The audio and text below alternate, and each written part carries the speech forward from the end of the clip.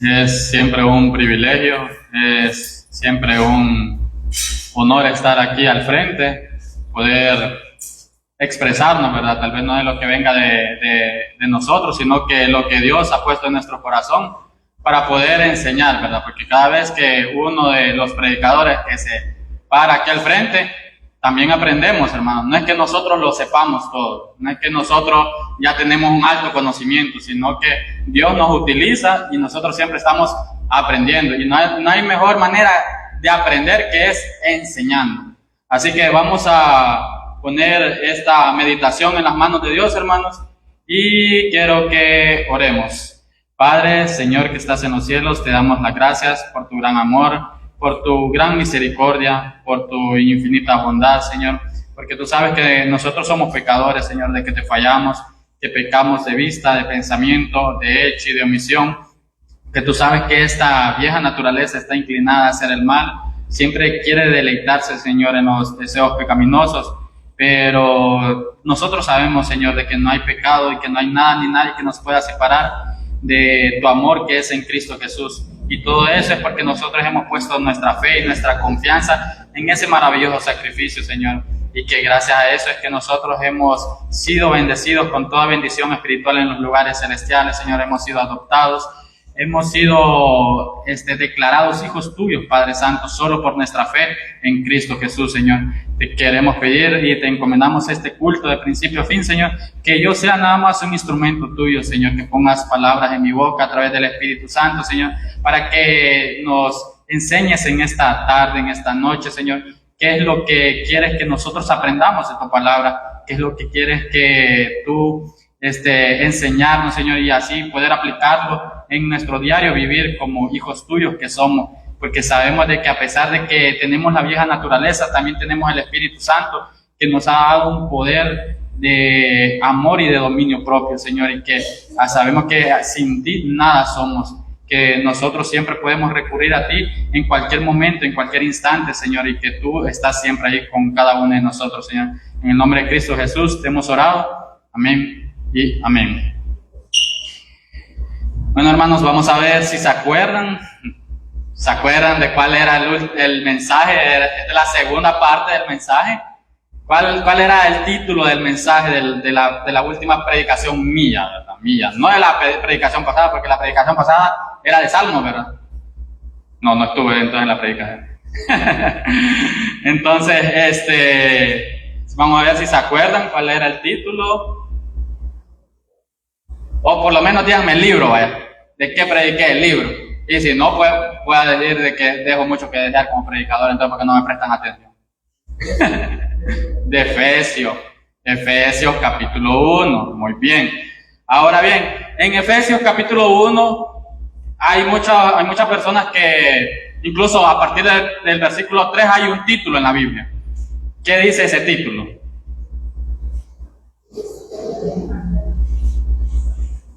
Está hablando acerca de unas bendiciones espirituales. ¿O cómo dice el título? De Efesios capítulo 1, versículo 3. Efesios capítulo 1, versículo 3. Nada más es para hacerles una retroalimentación, hermanos, de lo que empezamos a meditar en el culto pasado, ya que también puede ser de que hay algunos que no vinieron en ese culto. Entonces es importante que por lo menos para que no pierdan el contexto de la predicación, hacérselo saber, ¿verdad? ¿De qué habla el versículo 3? De las bendiciones espirituales. Muy bien, pero al título yo le había puesto, ¿verdad? Le había puesto razones para ser agradecidos con Dios. ¿Por qué? Porque hay veces de que muchos de nosotros, a veces buscamos una razón para hacer algo. No la hacemos porque realmente nos nazca o porque realmente queramos hacerlo.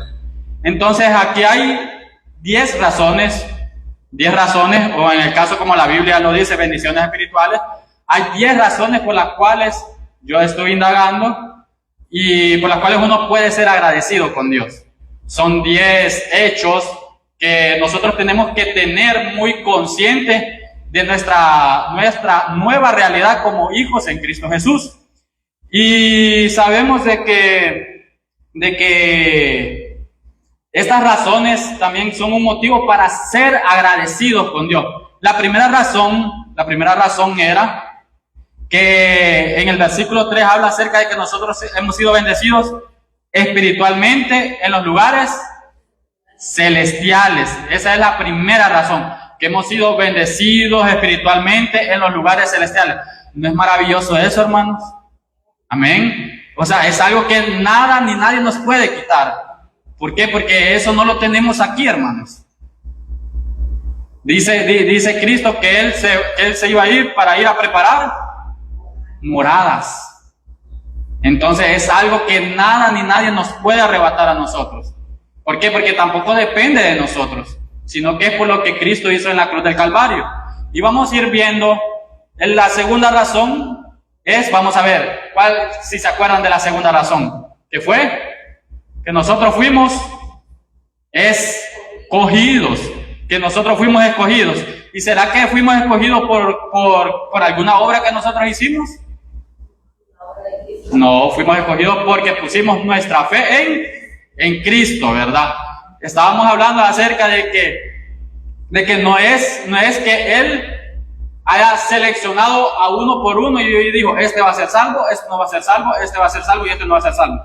No, simple y sencillamente Él nos escogió cuando nosotros pusimos nuestra fe en Él. Les puse un ejemplo porque sé yo que esta doctrina tiende un poco a confundirse y es un poquito difícil de digerir. Y les puse yo un ejemplo. Cuando nosotros queremos preparar una receta de comida, tenemos los ingredientes. Y para que yo seleccione este ingrediente que va a ir dentro de la receta, tiene que tener ciertas características, ¿cierto? Sí, ¿verdad? Entonces, es como que digamos que yo no me voy a poner a hacer una sopa de verdura con verduras que estén verdes o que ya estén podridas, ¿verdad? Entonces, esta verdura que no tiene el requisito necesario ¿para qué?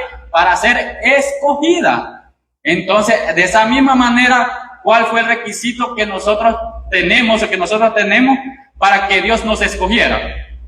La fe en Cristo Jesús. Ese es el requisito que nosotros tenemos para que Él nos escogiera. Ahora bien, también la tercera razón es que nos predestinó. ¿Qué significa la palabra predestinación? ¿Es elegir o es... Quiero ver, no quiero darles mentira.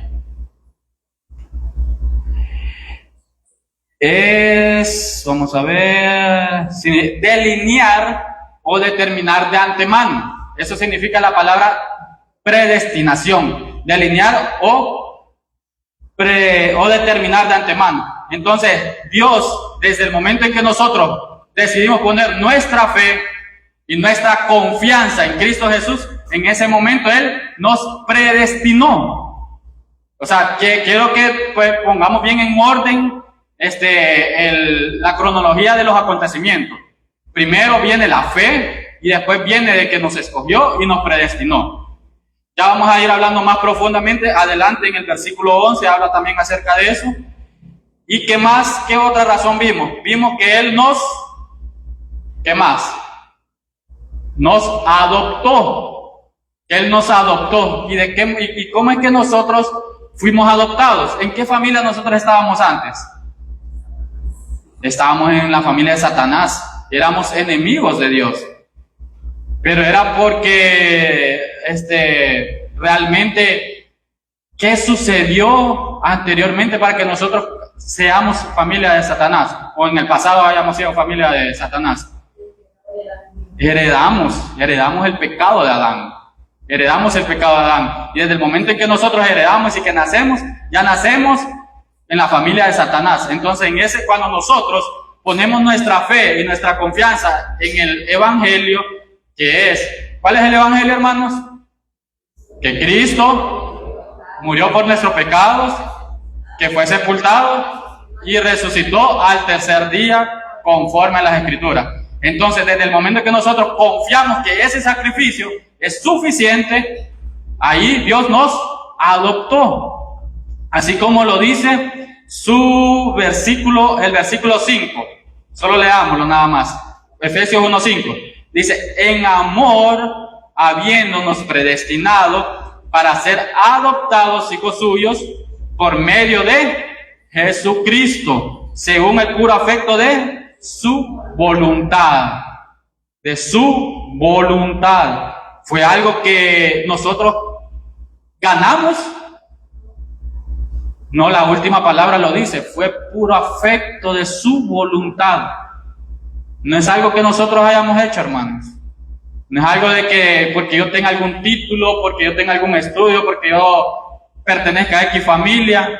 No, sino que es por la voluntad de Dios, es que nosotros fuimos adoptados hijos suyos en Cristo.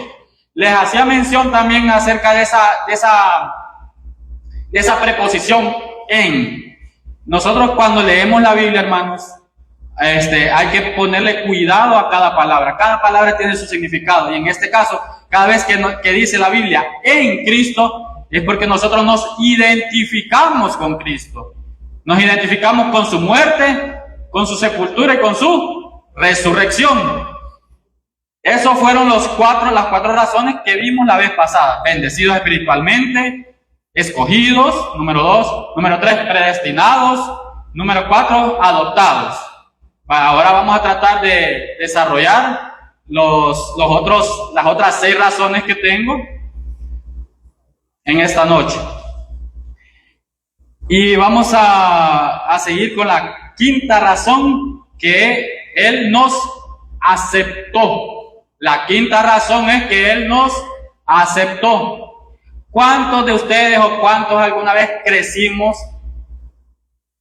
Tal vez muchos pertenecieron antes en alguna otra congregación, en donde tal vez se predicaba que usted tenía que aceptar al Señor Jesucristo. Ahora díganme usted, ¿creen ustedes que este cuerpo pecaminoso, que este cuerpo inmoral, puede aceptar la santidad de Jesús? O sea, utilizamos un poco la lógica, ¿verdad? ¿Pudiera aceptarlo? No. No, en ninguna parte de la Biblia dice que nosotros lo aceptamos. Entonces vamos a ver en el versículo 6, qué es lo que realmente o cómo se utiliza la palabra aceptar realmente en la Biblia. Y dice el versículo 6, para alabanza de la gloria de su gracia. Bueno, antes de llegar a esta parte de que Él nos aceptó, quiero detenerme un poquito ahí para ir viendo bien el pasaje de la Biblia, irlo estudiando bien. Y este versículo 6 empieza, para alabanza de la gloria de su gracia. Pero esta palabra para trae un contexto. ¿Cuál es el contexto? El contexto es que Él, cuando Él nos amó, nos predestinó y nos adoptó. ¿Pero para qué? ¿Para qué nos adoptó Cristo? ¿Para qué nos adoptó Dios? Ahí aparece ya el versículo 6, para alabanza de la gloria de su gracia. Entonces, ¿nos adoptó para yo tener un título nada más? No, nos adoptó para... Ahí iba a decir algo, pero mejor no lo digo.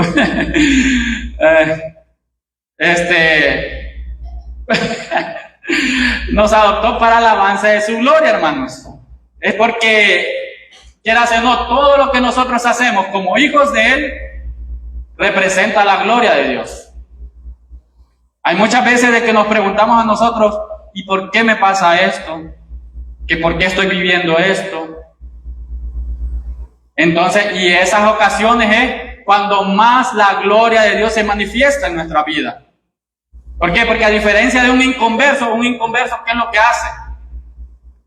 Se refugia en las personas. Se refugia en el pecado, se refugia en cualquier cosa, pero en quien nosotros primeramente nos refugiamos es en Dios, porque Él es el que tiene el control y porque Él siempre se va a llevar la gloria de todo. Entonces, y me llamó mucho la atención esta frase, porque vamos a ver que se repite más adelante, para alabanza de la gloria de Él. Sabemos de que, bueno, más adelante vamos a profundizar un poco más en eso, y vamos a ver la quinta razón que habíamos dicho, que era que Él nos aceptó. Después de que dice, para alabanza de la gloria de su gracia, dice, con la cual nos hizo aceptos en el amado. Si ustedes pueden observar, hermanos, la palabra amado, ¿cómo inicia? Con mayúscula, ¿verdad? Tenemos que ser buenos observadores. Inicia con mayúscula. Entonces, ¿a quién se refiere con el amado? Se refiere a Cristo. Se refiere a Cristo. Si observamos, dice, con la cual, dice, con la cual. Esta palabra, esta palabra cual, ¿a qué se refiere? ¿Cómo termina la frase anterior, la parte A? Gracia. Entonces, ¿a qué se está refiriendo? A la gracia. Entonces, vamos a omitir cuál y vamos a poner gracia. Entonces, con la gracia, ¿qué dice? Nos hizo aceptos. Entonces, ¿y qué significa gracia, hermanos? ¿Qué significa gracia? Es el favor o bondad de Dios para un pecador que no lo merece ni lo puede ganar. Entonces, desde el momento en que es a través de la gracia de Dios que Él nos hace aceptos, no viene de nosotros, hermanos. No viene de nosotros. ¿Por qué? Porque ahí tal vez puede llegar en un momento en que podemos estar bien económicamente, podemos estar bien incluso en la iglesia, en la familia, y vamos a creer de que es a nuestros propios méritos, que es por nuestro propio mérito, que es tal vez por nuestro conocimiento, que es tal vez por nuestro nivel, o que es tal vez por alguna otra situación, pero todo es por su gracia, porque nosotros no nos merecemos estar aquí, hermanos. Y eso es lo que nosotros tenemos que tener en cuenta. Cada vez que nos sucede algo, es que la gracia de Dios se ha manifestado en nuestras vidas a través de Cristo Jesús.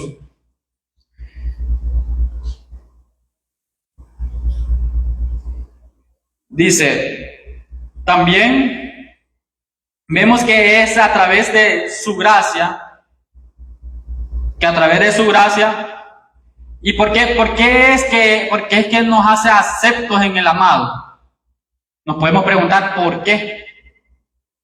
¿Por qué es que nosotros somos aceptados por medio de Cristo? ¿Qué fue lo que hizo Cristo? O sea, Él murió.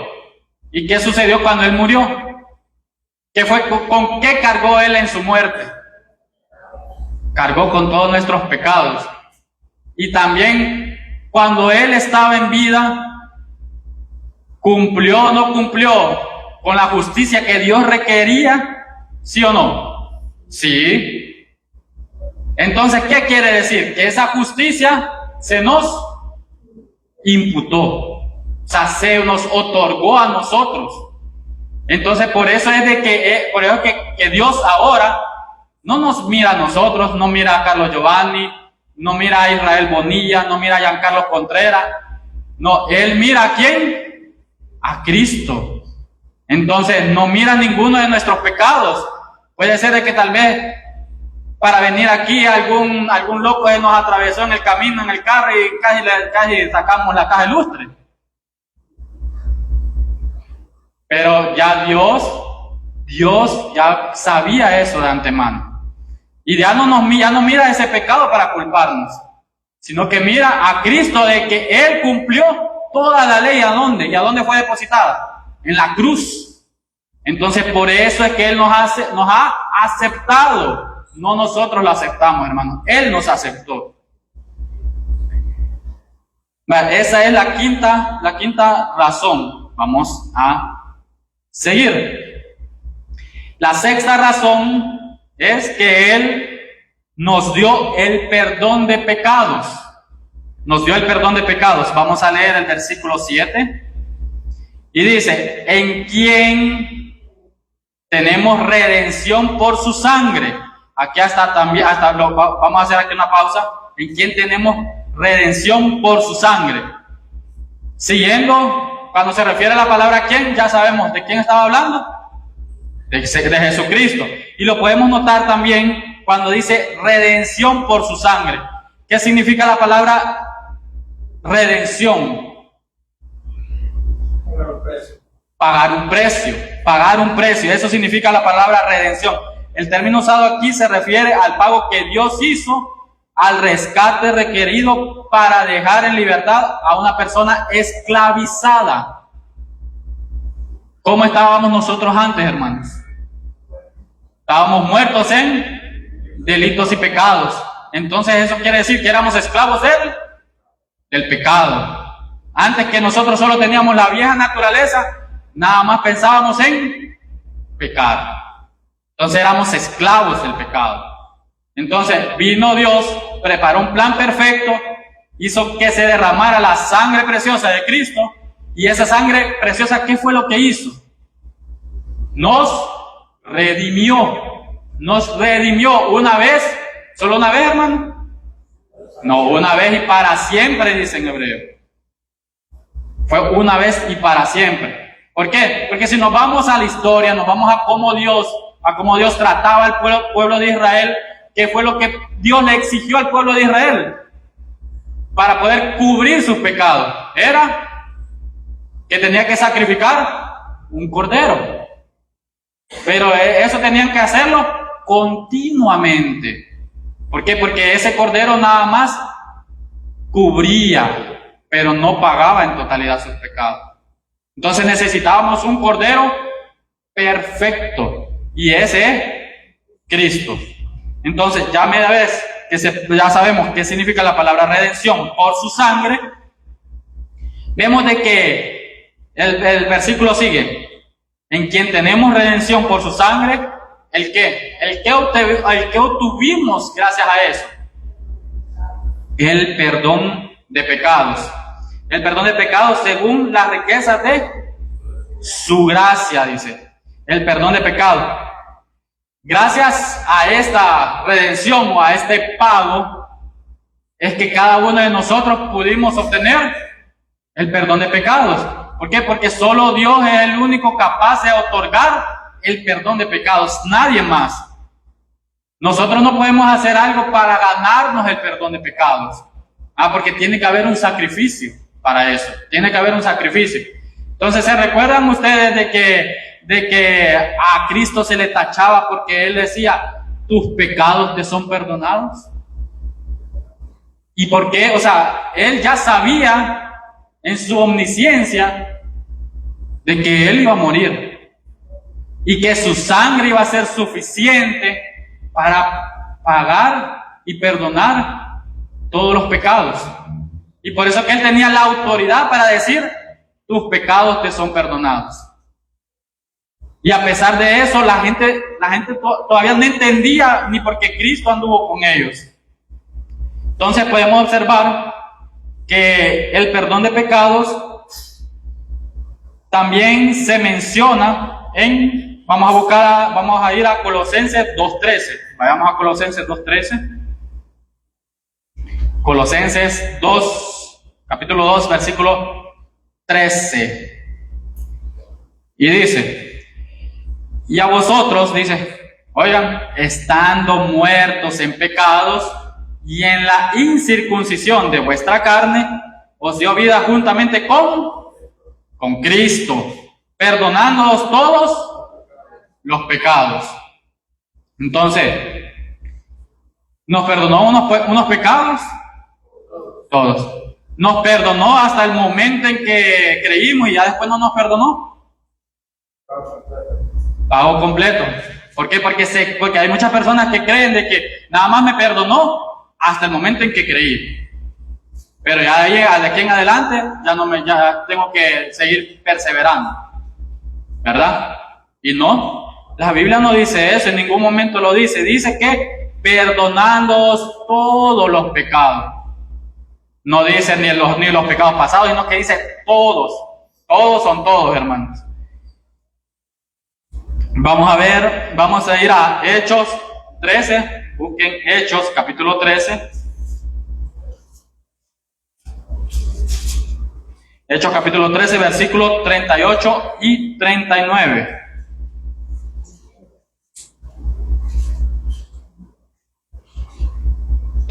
Dice: sabed pues esto, varones, hermanos, que por medio de él se os anuncia ¿el qué? El perdón de pecados, dice. Y que de todo aquello de que por la ley de Moisés no pudisteis ser justificados, en él es justificado todo aquel que cree. ¿No es clara la Biblia, hermanos? Amén. Sí es clara. Es bastante clara, sobre todo cuando realmente la estudiamos y la leemos. Porque aquí los versículos explican de que a través de la ley de Moisés no se pudieron justificar. No se pudieron justificar a través de la ley de Moisés. ¿Y solo de qué manera puede justificarse ahora la gente? Como dice, en él es justificado todo aquel que cree. Es otro de los tantos versículos que dice que la salvación, que la justificación, que la vida eterna es nada más por creer. ¿Y de qué manera fue de que Cristo lo dijo de una manera literal, que ya los pecados estaban perdonados? ¿Cuál fue la última frase que él dijo en su agonía? Dijo, tetelestai. ¿Verdad? Así se dice, ¿verdad? Hablo griego también. ¿O qué? Hebreo, o arameo, bueno, todavía no, es que necesito el intérprete, todavía no he desarrollado el don de lengua. Ajá, ahí está mi intérprete, ya voy a poder hablar hebreo. Así que dijo, consumado es. ¿Qué quiere decir? Que la deuda está cancelada. Amén. Entonces que ya todos nuestros pecados fueron perdonados por la gracia de Dios. Vamos a continuar, hermanos, ya que la noche es corta, faltan 15. Vamos a ver el versículo 18. Antes de ver la séptima razón, vamos a ver el versículo 18. ¿Qué dice el versículo 18? Regresemos a Efesios capítulo 1, no es 18,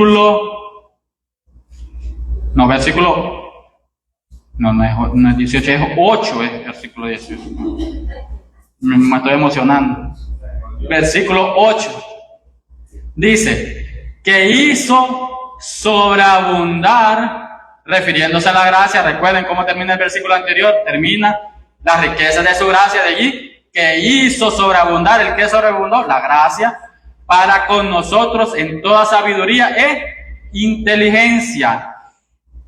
Vamos a ver qué dice Romanos 5:20, hermano, para explicar un poco más este versículo. Vamos a comparar qué es lo que nos dice Romanos 5:20, que para los que ya han estudiado el libro de Romanos, creo que ya se han de imaginar qué es lo que dice este versículo.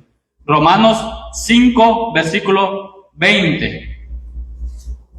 Romanos 5, versículo 20. Y dice, pero la ley se introdujo para que el pecado abundase, mas cuando el pecado abundó, sobreabundó la gracia, ¿verdad? Así que podemos ver de que Pablo ya estaba, a los romanos también le dijo de que la ley fue creada para que el pecado abundase. ¿Y por qué?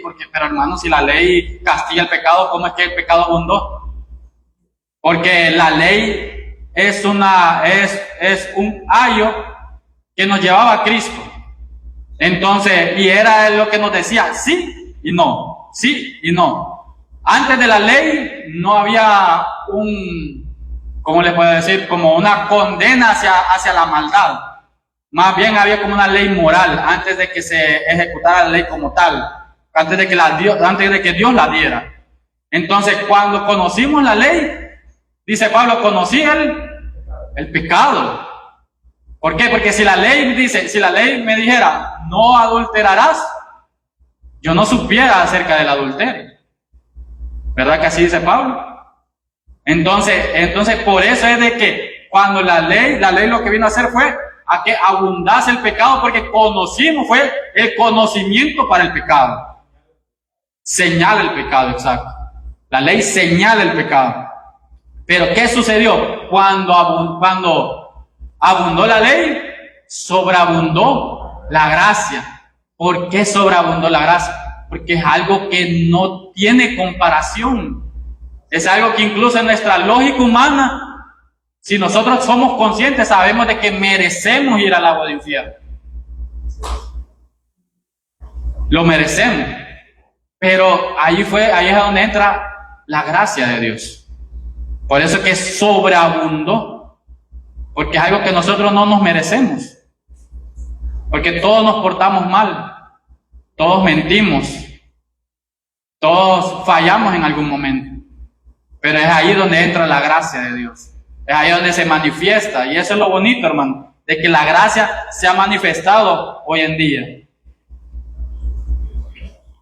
Vamos, y tal vez me pueden decir, hermano, porque quiero nada más hacer un poquito hacer una nota acerca de lo que sí en este versículo, que dice que hizo sobreabundar, en Efesios 1:8, que hizo sobreabundar para con nosotros en toda sabiduría e inteligencia. ¿Qué quiere decir eso, hermano? En sabiduría e inteligencia. Que es a través de la gracia, nosotros recibimos el Espíritu Santo. Entonces es el que a nosotros, si nosotros andamos conforme al Espíritu, ¿qué va a suceder?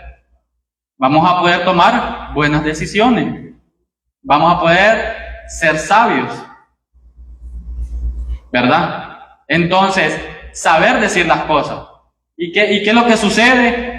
No podemos decir de que no, que aquí nadie es sabio, que nadie es inteligente, no. Sino que en muchas ocasiones hay veces de que alimentamos más la carne y eso nos impide tomar buenas decisiones. No le vamos a decir, no, X persona es cabezona. Aunque es la frase que normalmente se dice, ¿verdad? Somos cabezones. Más cuando andamos peludos. Entonces, pero no, o sea, si todos tenemos el Espíritu Santo y todos tenemos la gracia de Dios, dice que todos tenemos sabiduría e inteligencia. Versículo 9. Dándonos a conocer el misterio de su voluntad. Séptima razón. Él nos dio a conocer el misterio de su voluntad. Anteriormente, en el versículo 5, finaliza su voluntad. Versículo 9, otra vez menciona la palabra su voluntad. Entonces, hay que saber, hermanos, que la voluntad de Dios es primordial para la vida del creyente y para toda la existencia. ¿Por qué? Porque existen dos tipos de voluntades. La voluntad de Dios para el inconverso y la voluntad de Dios para el creyente. Pero hermanos, ¿y eso realmente aparece eso en la Biblia? Vamos a ver si aparece en la Biblia. Vamos a ver la voluntad de Dios para el inconverso. Vamos a ir a Juan capítulo 6.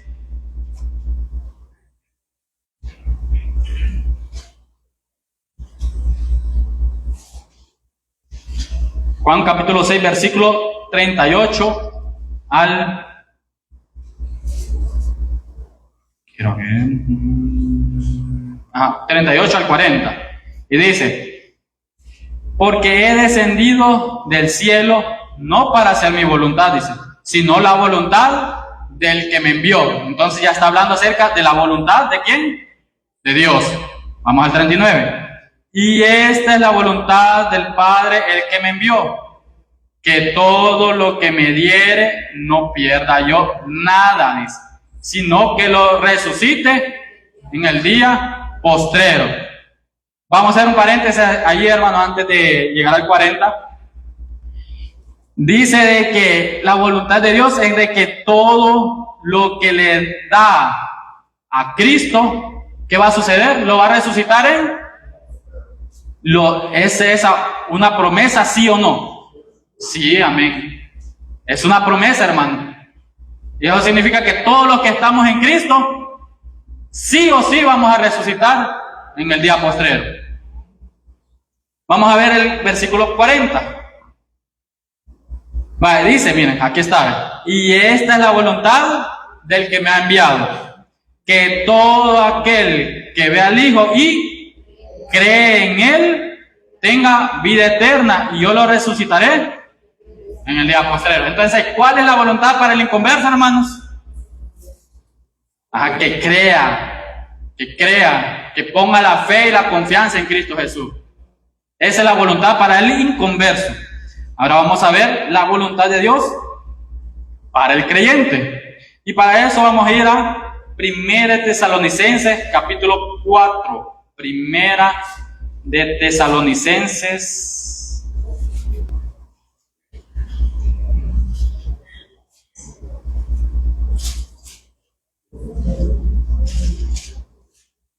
Capítulo 4,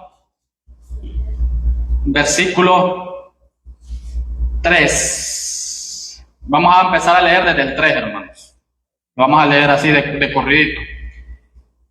Solo vamos a hacer énfasis en la primera frase, primeramente. Dice, pues la voluntad de Dios es vuestra santificación. ¿A quiénes les está hablando aquí Pablo? ¿A creyentes o inconversos? A creyentes. Entonces, ¿cuál es la voluntad de Dios para los creyentes? Es vuestra santificación. Ok, hermanos, es vuestra santificación. Entonces, ¿y de qué manera yo me puedo santificar? Bueno, sigamos leyendo. Dice que os apartéis de fornicación. Dice que os apartéis de fornicación. Que cada uno de vosotros sepa tener su propia esposa en santidad y honor, no en pasión de concupiscencia como los gentiles que no conocen a Dios. Que ninguno agravie ni engañe en nada a su hermano, porque el Señor es vengador de todo esto, como ya os hemos dicho y testificado. Pues no nos ha llamado Dios a inmundicia, sino a santificación. A eso nos ha llamado Dios. Yo sé de que es difícil, hermano, porque sabemos de que tenemos esta vieja naturaleza. Esta vieja naturaleza de que dice de que hasta que cuando nosotros tengamos un cuerpo glorificado es que vamos a deshacernos de este cuerpo corruptible. Hasta ese momento. Pero dice de que la voluntad de Él es que nosotros nos santifiquemos. Esa es la voluntad de Él. Esa es la voluntad para cada uno de nosotros, de que nos santifiquemos. Vamos a regresar a Efesios 1:9, dándonos a conocer el ministerio de su voluntad según su beneplácito, el cual se había propuesto en sí mismo. Versículo 10. ¿Y el que se había propuesto en sí mismo? ¿Qué fue lo que se propuso en sí mismo? Dice, reunir todas las cosas en Cristo. ¿Y cuándo va a suceder eso, hermanos? ¿Cuándo va a suceder? En la dispensación del cumplimiento de los tiempos. Para no, digamos, como dice, enredarlos en esta parte. Aquí está, cuando se refiere a la palabra dispensación, la palabra dispensación tiene hace referencia a manejar y administrar. Eso hace referencia a la palabra dispensación.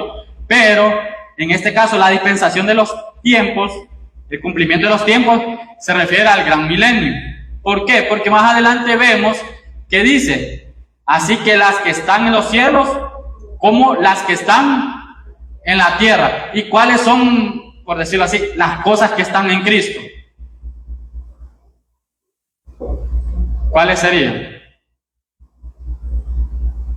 Sería, porque aquí menciono tanto los que están en el cielo como las que están en la tierra. Se refiere a todos los creyentes que estamos en Cristo. Los que están en el cielo, recuerden de que está hablando aquí de un tiempo futuro. Entonces, la iglesia va a estar en el cielo y los que quedaron van a estar en la tierra. Por ejemplo, los que, bueno, ya lo voy a enredar más. Bueno, ahí dejémoslo porque sí está un poco más técnico este versículo, pero sí hace énfasis a eso. A que se refiere al milenio de Cristo y cuando Él reine con su iglesia. Vamos a ver el versículo 11. Y aquí es donde vemos la octava razón acerca de por qué estar agradecidos con Dios. Y dice, en Él asimismo tuvimos herencia.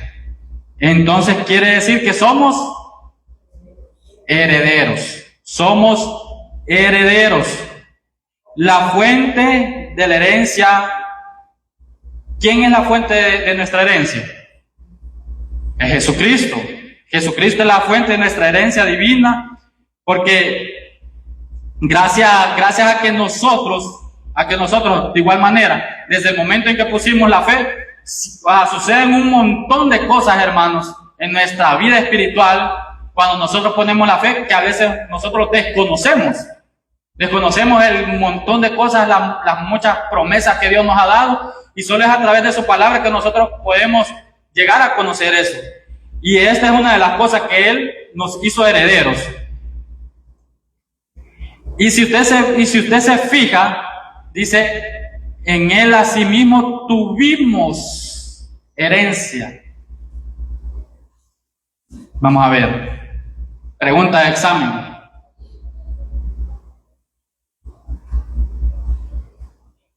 ¿En qué tiempo está esa frase? Vamos a ver. No me digan que pasaron con 5 lenguajes. En pasado. Dice, ¿cómo dice? En Él asimismo tuvimos herencia. Pero ustedes me van a decir, pero hermanos, la herencia es algo que pasa en el futuro, ¿cierto, verdad? En el futuro pasa la herencia. Entonces, ¿por qué en este caso lo pone como que fuera ya un hecho? Como que ya realmente ya la recibimos.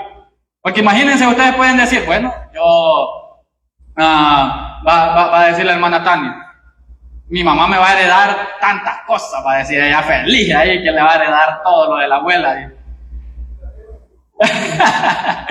La deuda. Entonces, dice ella feliz porque le va a heredar todo. ¿Y qué tal si a última hora la hermana cambia el testamento?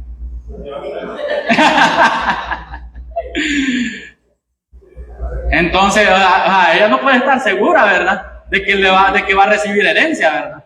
No puede estar segura. Pero en este caso, hermano, Pablo lo asegura. Asegura que realmente vamos a tener herencia. Dice, en Él asimismo tuvimos herencia, que es en Cristo,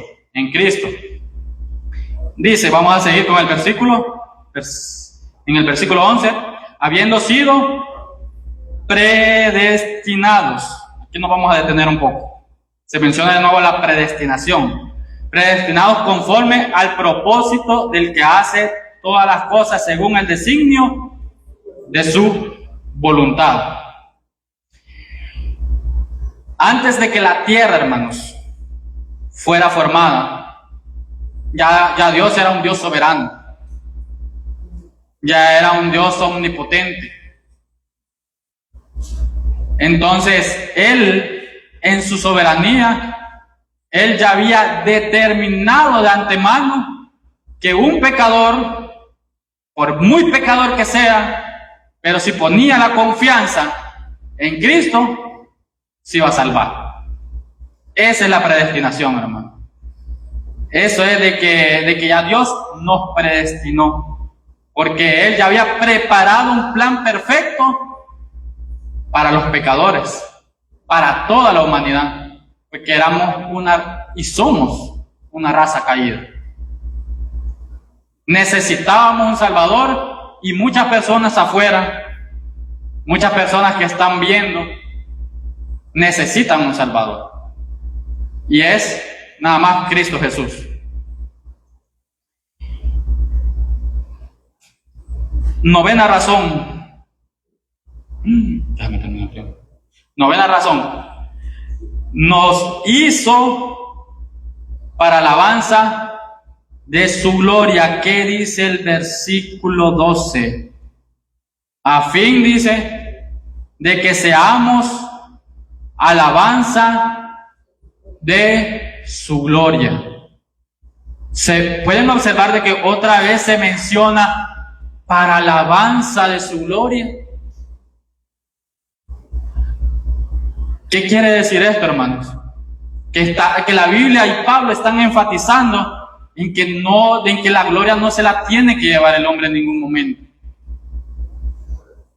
En que en todo momento la gloria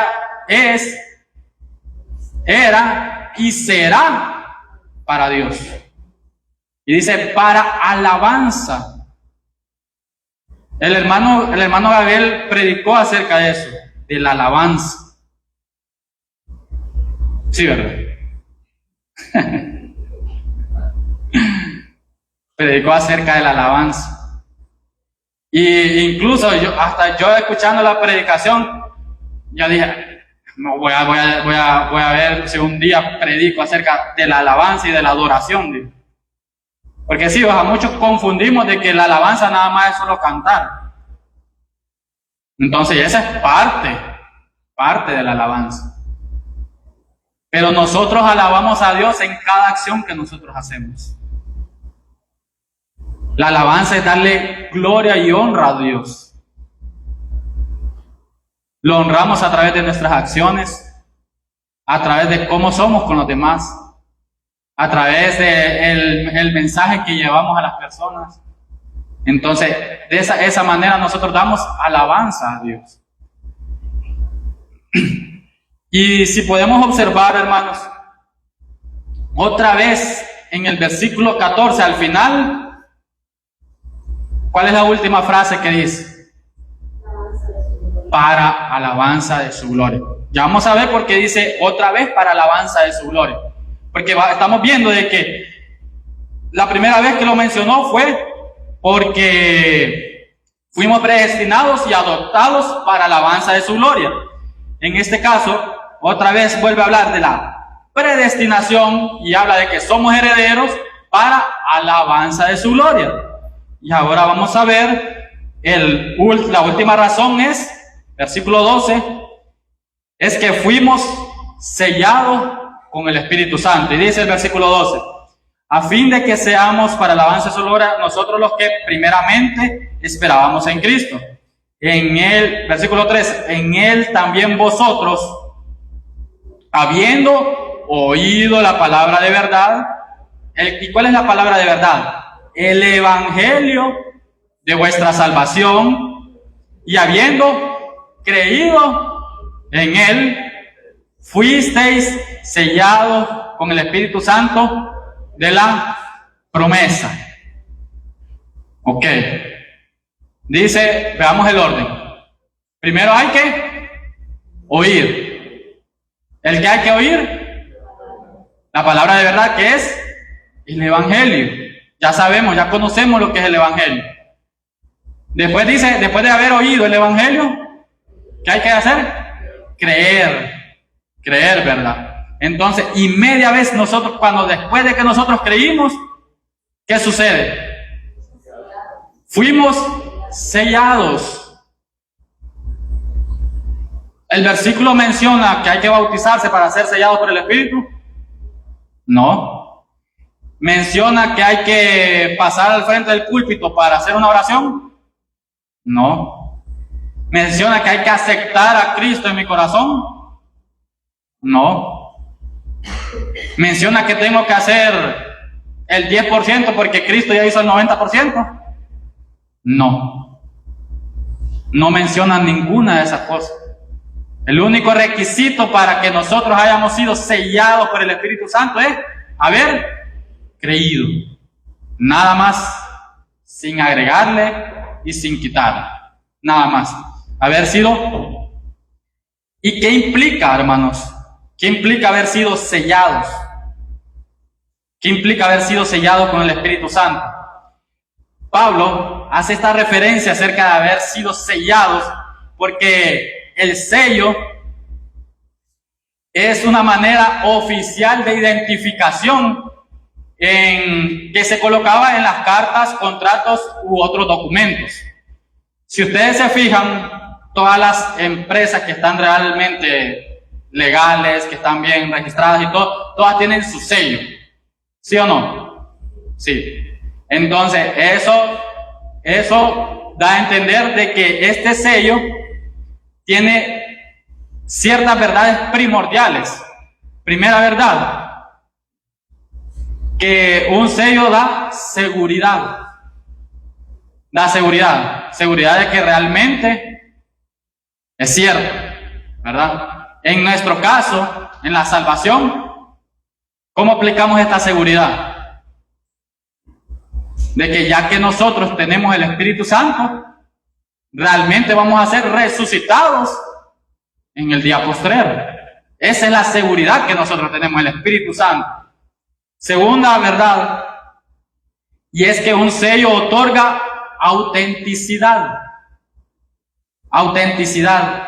¿Qué quiere decir la palabra auténtico? Que no es que no es chabeleado.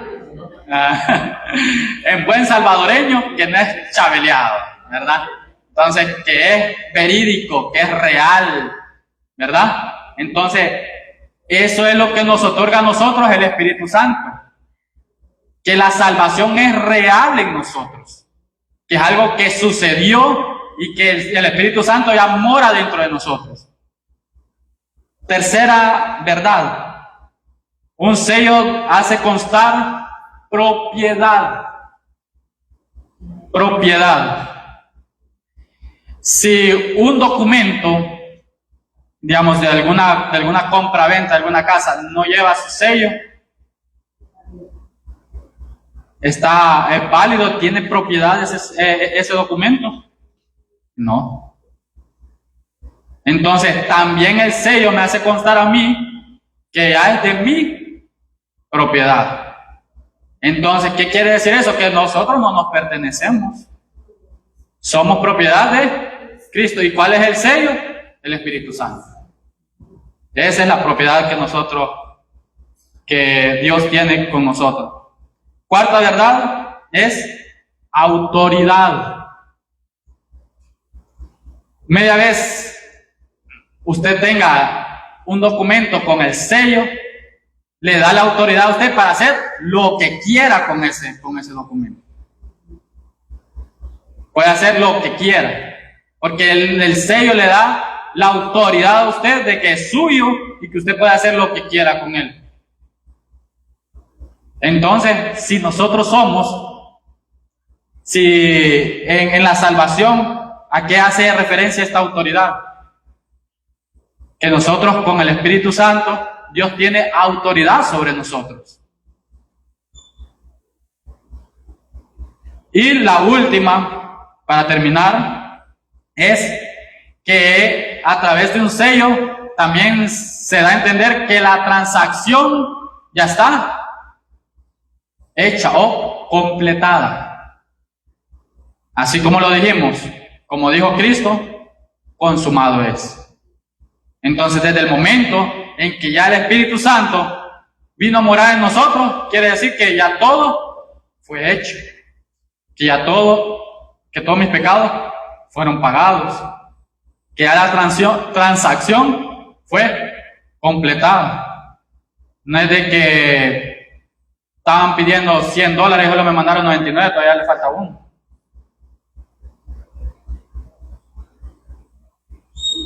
Así que estas son las 5 verdades, hermanos, que establece un sello. Y versículo 14, para ir terminando, dice, ¿qué es las arras? ¿Qué quiere decir arras? Garantía. Quiere decir la garantía de nuestra herencia hasta la redención de la posesión adquirida para alabanza de su gloria. Oremos, hermanos.